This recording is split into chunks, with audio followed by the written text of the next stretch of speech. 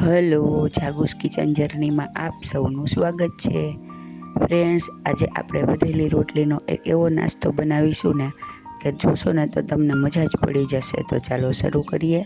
સૌથી પહેલાં આપણે બધા વેજીટેબલ્સને આવી રીતે લાંબા કટ કરી લેશું. આમાં મેં કોબી, ગાજર, કેપ્સિકમ અને ડુંગળી લીધા છે.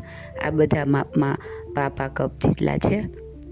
હવે આપણે એક પેન લેશું અને તેમાં 3 થી 4 ચમચી જેટલું તેલ મૂકીશું. તેલ સરસ આવી જાય એટલે તેમાં 5 ચમચી જેટલી હિંગ એડ કરીશું. ફ્રેન્ડ્સ, આમાં ઝડપથી ચડી જાય અને કાચા ખવાય એવા શાકભાજી યુઝ કરવાના છે.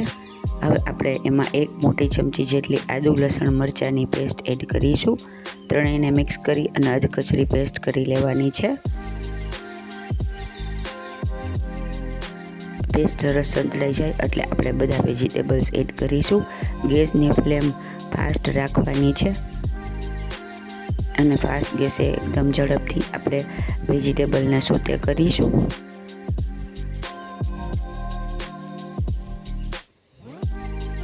આવી રીતે આપણે સરસ રીતે વેજીટેબલને સોતે કરી લેવાના છે. જ્યાં સુધી આપણા વેજીટેબલ સોતે થાય ત્યાં સુધીમાં મેં 4 વધેલી રોટલી લીધી છે. હવે આપણે તેને આવી રીતે રસોડાની જ કાતર હોય તેનાથી કટ કરી લેશું. લાંબી પટ્ટીમાં કટ કરવાનું છે.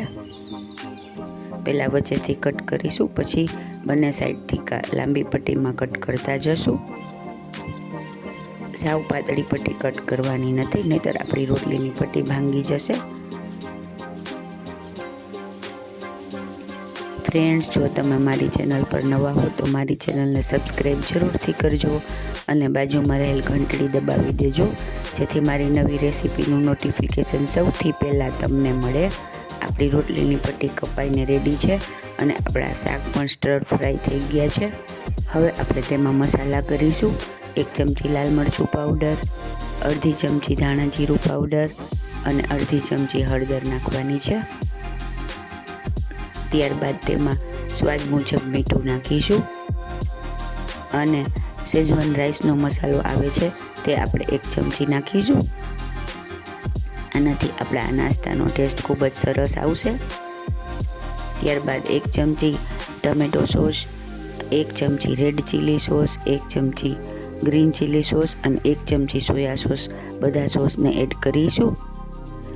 તમારી પાસે ના હોય તો તમે સ્કીપ કરી શકો છો, પણ આનાથી આનો એક્સ્ટ્રા ઓર્ડિનરી ચાઇનીઝ જેવો ટેસ્ટ આવશે, જે ખૂબ જ સરસ લાગશે. હવે તો માર્કેટમાં ગ્રોસરીની દુકાને ઇઝીલી બધા સોસ અવેલેબલ હોય છે અને નાના પેકિંગમાં પણ હોય છે, તો આપણે આરામથી લઈ શકીએ છીએ. ફ્રેન્ડ્સ, આ વધેલી રોટલીનો નાસ્તો એટલો સુપર્બ અને એટલો ટેસ્ટી લાગે છે ને કે હું તમને શું કહું. આપણે 2 ચમચા જેટલું પાણી એડ કરીશું, જેથી આપણી રોટલી સેજ કોરી હોય, બધા મસાલા અને બધા સોસ એકદમ સરસ બધું મિક્સ થઈ જાય.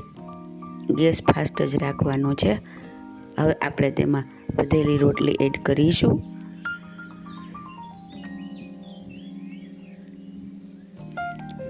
રોટલી એડ કર્યા બાદ એકદમ ચોકસાઈથી અને ધીમે ધીમે બધું મિક્સ કરવાનું છે, જેથી આપણી રોટલીની પટ્ટીઓ તૂટી ન જાય અને તે આખી જ રહે. આવી રીતે ના ફાવે તો તમે 2 ચમચાની મદદથી પણ મિક્સ કરી શકો, જેનાથી તે બિલકુલ તૂટશે નહીં અને સરસ મિક્સ થઈ જશે.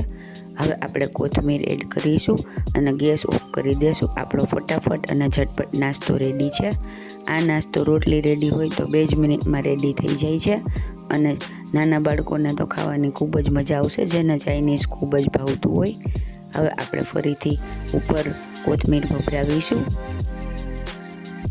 અને ત્યારબાદ શેકેલા તલ એડ કરીશું. આનાથી આ એકદમ સરસ લાગશે. આપણે પનીર ચીલીમાં કેમ તલ એડ કરીએ એવી રીતે જ આમાં રોસ્ટેડ તલ એડ કરીશું, જેને એકદમ જોરદાર, ખાવામાં એટલો જ મજેદાર અને એટલો ટેસ્ટી ટેંગી એવો આપણો વધેલી રોટલીનો નાસ્તો રેડી છે. તો તમે પણ ચોક્કસથી ટ્રાય કરજો અને જોરદાર ખૂબ જ લાગે છે કે હું તમને શું કહું. તમે જાણી અને વધારે રોટલી બનાવશો આ વિડીયો જોયા પછી, એ મારી ગેરંટી.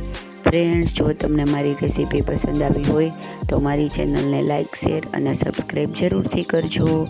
અને હા, કોમેન્ટ્સ પણ લખજો. ધન્યવાદ.